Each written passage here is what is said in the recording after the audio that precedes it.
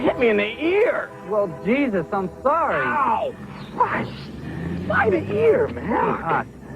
Oh, that was perfect. Oh! Brad Pitt and Edward Norton share a painful introduction to Fight Club in one of 4 new movies we'll be reviewing this week.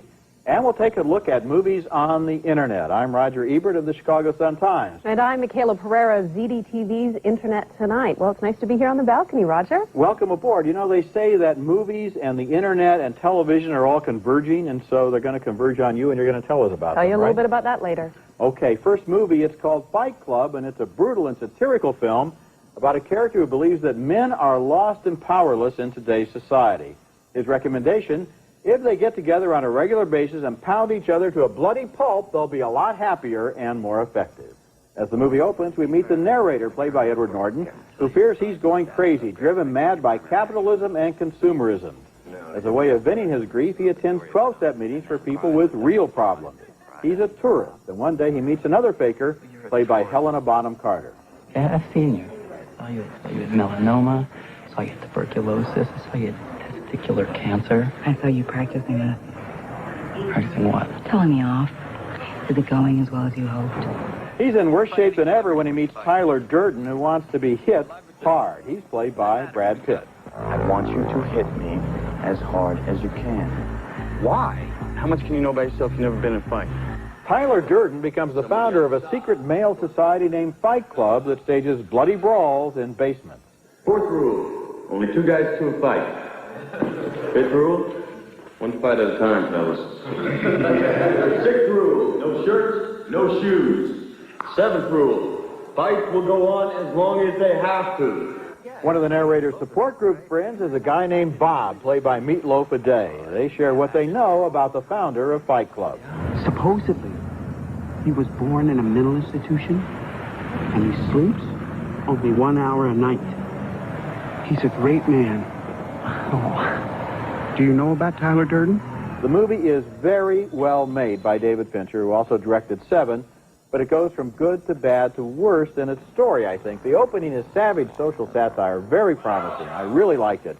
But then the movie switches over to stylish brutality and despair. It's kind of a quasi-fascist vomitorium. Fight Club contains the raw materials for a great film, but I don't think it had the courage to go all the way with its original vision from hell, and instead it turns into stylish macho porn and blows stuff up real good. It claims to be, I think, against violence, but at the same time it exploits it like crazy. I don't think a lot of people in the audience are going to get what it thinks its message is. I couldn't disagree with you more, but I did like your line about stylish macho porn. That was beautiful. I'm a person very much opposed to violence, gratuitous violence in movies. However, I found myself being wrapped up in this. I understood why these guys were rebelling against society, wanting to punch the crap out of each other. It wrapped me up from start to finish. I really felt involved in this movie. Pitt and Norton were wonderful in each of their roles. They are, yeah. They were wonderful. Yeah. I mean, I always looked to Norton to provide me with that dose of reality when the psychotic Pitt was taking me to places that I didn't want to go. I thought it was a really comprehensive film. Why couldn't they have been allowed to interact on the level of personal psychological crisis instead of the whole movie having to be escalated into some kind of an apocalyptic vision, which is basically on autopilot. I mean, the last half of this movie we've seen before in many different ways in many other films, and I would have liked it if they'd stuck with the original vision. But they did. I mean, as the film progressed, so did his psychoses. I mean, the fact is they were trying to take us inside of this man's mind, and that's what happened, and that's why it kept getting more intense, in my opinion. Well, I know that many people are going to agree with your opinion. I'm sure that's going to be the majority view on this film, but I just felt that the first half hour made me think, boy, this movie's going to take off and fly. It's going to go all the way, and then for it to just turn into a more routine handling of the same material disappointed. Well, and I found that I was going to agree with you. I didn't plan on liking it, and it really brought me into it, and I got wrapped up in the film. Okay. All right, we're going to change gears a little bit here. In The Straight Story, directed by David Lynch and based on actual events, Richard Farnsworth brilliantly plays Alvin Straight, a 73-year-old man who learns that his estranged brother has had a stroke. In an effort to set things right, Alvin decides to make the long journey from Iowa to Wisconsin. But he's unable to drive because he's legally blind and relies on 2 canes to walk. So Alvin prepares his old riding lawnmower to make the trip. Here's Sissy Spacek, who plays Alvin's daughter, tries to talk some sense into her father. You were born when Coolidge was a president of America. You're a century years old, Dad. And I cannot drive you there. Rose, darling, I'm not dead yet. Alvin has several significant encounters, and in each case, in a most endearing way, he passes on his own brand of wisdom. Here he shares his campfire with a young runaway. When my kids were real little, I used to play a game with them. I'd give each one of them a stick, and one for each one of them. And I'd say, you break that. Of course they could, real easy. Then I'd say, tie them sticks in a bundle, try to break that. Of course they couldn't. Then I'd say, that bundle, that's family. One night, while camped in a churchyard, Alvin tells the parish priest the story of how he and his brother drifted apart. Anger, vanity. You mix that together with liquor, you've got two brothers that haven't spoken in 10 years. Not only is this a wonderful and heartwarming yet simple story, but it is also beautiful to look at. I loved Lynch's depiction of the American heartland, using powerful images of the serenity and vastness of the country's farmland. And the soundtrack by Angelo Badalamenti was both soaring and mournful. This film took me away from the hustle and bustle of my fast-paced urban life. I highly recommend The Straight Story. Boy, I do too. And I know what you mean about the American heartland, because as he goes on this odyssey, he depends on the kindness of strangers. And I think of that man named Reardon, who lets him camp out in the backyard, the John Deere repairman who has the philosophical talk with him, and the priest, and the old bartender who gives him that bottle of Miller Lite, and the old man at the bar. Likeable. Yes, he tells him the story of what happened in the war and this guilt he walks around with. All of these people. This film is just imbued with that kind of feeling, The and thing it's so that I lovely. really liked, too, was that the family, the Straight family, was quite concerned when they were making this story that how, I mean, even having Lynch direct this story would have been questionable enough. But the fact that he did such a beautiful job of showing this man who lived a simple lifestyle, but was by no means simple. He had wisdom to share with people, and he just depicted it so beautifully that they can feel proud. And that really comes out in Richard Farnsworth's performance. Here's a man who is absolutely, totally genuine and believable in every single second. He cannot say a line that you don't believe that he believes, and so that really, I think, is the bedrock of the film. Well, it looks like we both agree on that one. Coming up later in the show, my special report on how the internet is changing the movie industry. And coming up next, Bruce Willis and Michelle Pfeiffer are unhappily married in The Story of Us. It's over. I love you. I hate you!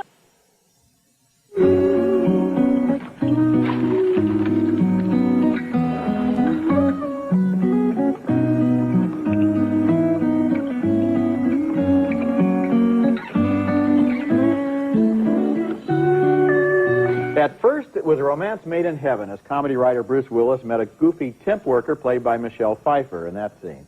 But now their marriage has turned sour, and most of the new film, The Story of Us, consists of the unhappily married couple fighting or refusing to talk to each other at all.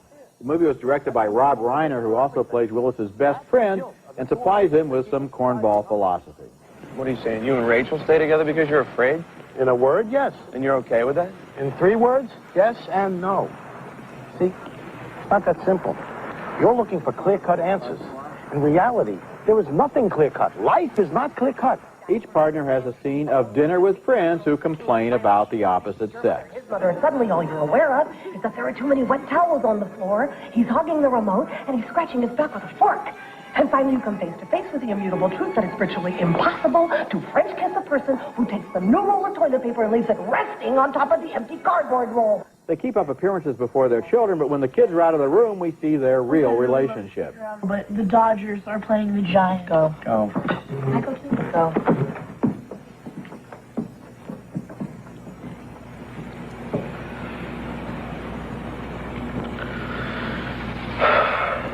Bruce Willis and Michelle Pfeiffer are people that we like, and why in the world did Rob Reiner think we wanted to see them be miserable for 90 minutes? Especially since the movie is so shallow and lightweight that it has no useful insights into marriage or much of anything else. After a while, I felt like you do when you're in a restaurant and the people at the next table are fighting. You just want to get up and move. I mean, At risk of agreeing with you, I did not want to sit through a movie theater with a bunch of other people watching a couple fight for 90 minutes. I know. As a kid, I used to hide under my bed when my folks were fighting. I don't want to watch that. There were some nice sprinkled bits of comedy provided by Rita Wilson through this film. They were nice, and there was some humorous, clever, but I wanted this couple to break up. I didn't want to see them together. They spent the whole time fighting. That's exactly the way I felt. And, you know, even when they show the happy times in the past, they're contrived, like the couple that they meet in Venice. I mean, that belongs in a different kind of movie. Please. And as you sit there, and they're so cruel and mean and heartless and broken-hearted toward each other, and they have all of these communication breakdowns, and you want to say, get me to another movie. It was like a big old therapy session. And in fact, the part that really sent me over the edge, Roger, was these confessionals to camera a la Real World. I'm so over that. I think it is overdone, and it did nothing to help this movie, which I thought was, at best, mediocre. You got it. When we come back, Michaela has a special report on a happy marriage between the movies and the World Wide Web. Hollywood has been using the internet as a promotional tool for a few years now, and pretty much every new release has a corresponding website. But in many cases, those sites would go up literally on the Friday the movie opened. Well, that was until this summer when a little film took America by storm, largely due to the hype generated on the internet. That film was The Blair Witch Project. Oh, my God! Buzz about the Blair Witch Project had been reaching Internet Tonight since last winter, and as the summer grew closer, the buzz got louder. On opening day, the lines to see the movie went around the block. Now, the studios are souping up their promo websites and getting them online earlier and earlier. For example, the family film Stuart Little doesn't open until December, but it already has a fabulous animation-intensive promotional site. If the movie is this fun, it's sure to be a crowd pleaser. Drop him right now! You spit Stuart out of this instant, Snowbell. Spit him right out. We do not eat family members. The internet provides a cheap way for anyone to see films. So what can you see now? Well, most of the movies are short, independent works, which are a perfect fit for the web. One of my favorite websites for indie flicks is Atom Films. Here you can see hundreds, like Cookies by Todd Lippy. Who'd like to try a delicious home-baked cookie free of charge? All natural ingredients, baked with love. And there are other sites as well, D-Film and iFilm, to name just a few. Watching movies on your computer can be pretty frustrating, especially if you aren't lucky enough to have fast access to the web. However, right now, animation online looks great. Ho, ho, ho, my fellow Americans.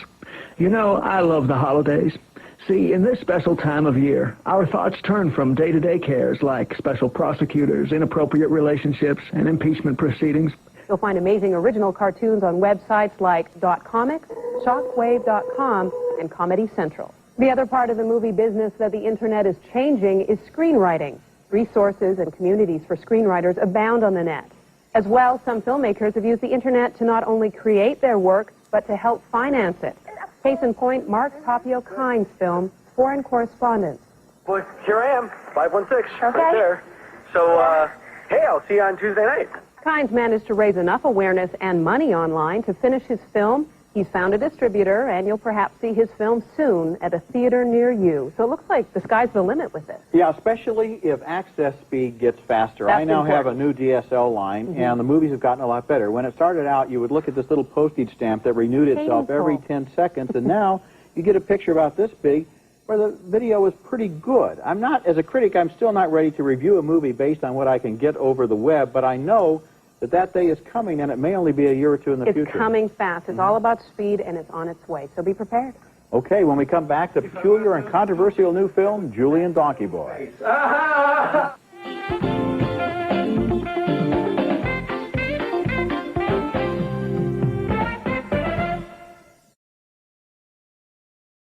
Excuse me. Do you know my family tree? My family tree, this tree, or that tree.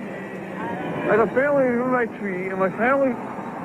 That's a scene from Julien Donkey-Boy, a very strange and, I think, insidiously interesting new film from Harmony Korine, who, while still in his early 20s, has already written the controversial drama Kids and written and directed Gummo, a movie that inspired a lot of passionate pros and cons, and now comes Julien Donkey-Boy, and I want to start out loud and clear by announcing that about 95% of all moviegoers, and maybe more, are likely to hate this film intensely, so that's my disclaimer. And don't come complaining to me if you go to see the film and you don't like it. But having said that, I admired this film. Julien, played by Ewan Bremner from Trainspotting, is the film's schizophrenic hero, and here he is at dinner with his father, played by the legendary director Werner Herzog. This is a profoundly dysfunctional family. It doesn't even rhyme. You repeat chaos, chaos, chaos, and it doesn't even rhyme. Chaos. How about that? Right. Midnight. No. Come on, shut up. Shut up. Shut up. I don't like it because it's so artsy-fartsy. You see, I like the real stuff. I like something like the end of Dirty Harry. I saw this Dirty Harry, and the end is really a great big shout-out. Oh. The movie was shot on digital video and then went through a lot of manipulation and post-production. It subscribes to Dogma 95, the manifesto from Denmark, asking directors to use real light, natural sounds, and handheld cameras. Why don't you tell your sister that she's a dilettante? She's never going to learn to play this harp. She's a dilettante, and she's a slut. Despite the Dogma rules, or maybe because of them, Julien Donkey-Boy is visually wildly creative. It looks like a jumble of disorganized images, but out of the maze emerges the story of Julien, his pregnant sisters, played by Chloe Sevigny, his brother, the high school wrestler, and his crazy father. Be a man. Be a man and quit that moody proving. Quit that. Too cold. Come on. In spirit and style, Julien Donkey-Boy is a throwback to the experimental underground films of the 1960s, and to appreciate it fully, it probably helps to have a certain amount of experience of seeing offbeat experimental films, or maybe it helps to have no experience at all. It's not a film you understand from moment to moment, I admit that, but it all adds up. For me it did anyway, and at the end I was thinking, yes, Harmony Korine is the real thing. He may not be for everybody, and at times he's not for anybody, but he's got the passion of an artist, and he has a lot of crazy courage. Julien Donkey-Boy has a mysterious, almost hypnotic quality, and what do you think about this? To quote Werner Herzog in the movie, I don't like artsy-fartsy, I like the real thing. I know that I fall into the 95 percentile, but I have to say, I left feeling physically nauseous because of the way this was shot. It was extremely experimental. It succeeded on that level. It was successful in showing the life, the view of the world from a schizophrenic's point of view. Mm-hmm. Is it watchable? No, I don't think it is watchable for the average American viewer, the average North American viewer. It was difficult to see. It was non-linear. We all like to think an intro, body, and conclusion. Didn't even follow that. I agree with you. In fact, I already said it's not for 95% of the viewers, maybe 98% of the viewers. There are some people who are going to look at this and say, Harmony Korine has really broken through the envelope. He has really achieved what he wanted to do here. He has taken no hostages. And kudos he hasn't dumbed it down for anyone. He hasn't made it easy, but he has achieved something that has to be honored. It's a continuation of what he was doing in Gummo, which I did like, for the record, I did like. It was watchable. I didn't find this film watchable. I could not grasp what it was trying to tell me or what it was trying to do. Okay, so I know you speak for 98% of the viewers, and I speak for that other 2%, and we know who we are. When we come back, our video pick of the week, the funniest of all the Frankenstein. My assistant, Inga, may I present Frau Blucher?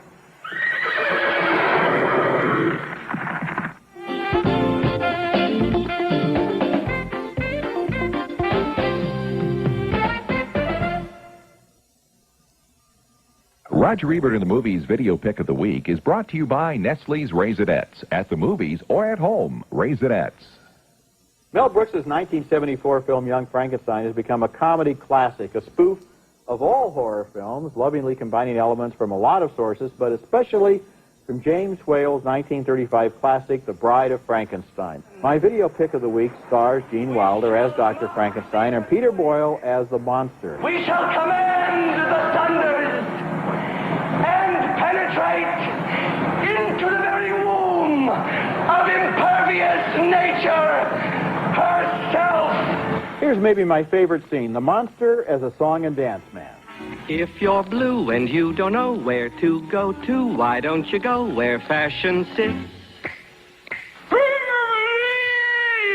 Now, Young Frankenstein has been released on tape and DVD in a new 25th anniversary edition, and it's my video pick of the week. Now let's take another look at the movies we reviewed this week. A big split decision on Fight Club with Edward Norton and Brad Pitt. Michaela was really caught up with it. I thought it ran off the rails after a brilliant start. Two very affectionate thumbs up, though, for The Straight Story with Richard Farnsworth in a heartwarming performance. Two thumbs down, way down, for The Story of Us. Who wants to see two people fighting for 90 minutes? And finally, a split decision on Julien Donkey-Boy. I thought it was a brilliant, if very difficult film.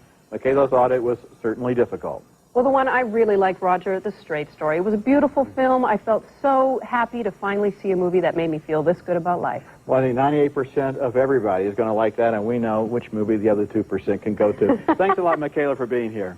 Thank you very much for having me. It was a lot of fun. Remember, you can hear our reviews, Michaela's and mine, on the web at ebert-movies.com, part of Go Network. And go to Michaela's site, internettonight.com, for links to every single site that she mentioned in her piece on this show.